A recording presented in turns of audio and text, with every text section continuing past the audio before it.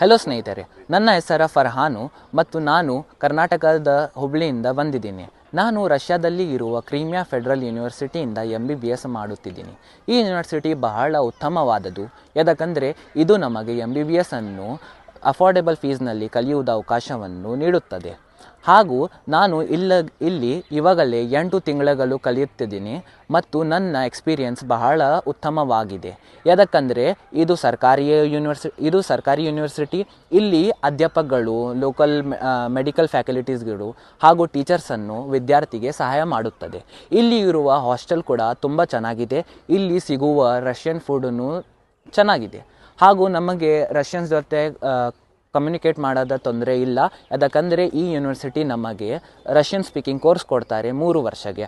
ಆ ಕೋರ್ಸ್ನಲ್ಲಿ ನಾವು ರಷ್ಯನ್ ಕಲಿಬಹುದು.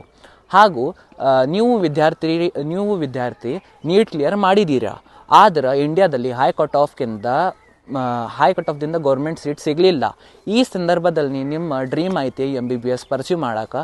ಹಾಗೂ abroad MBBS is one of the best option ನಿಮಗೆ.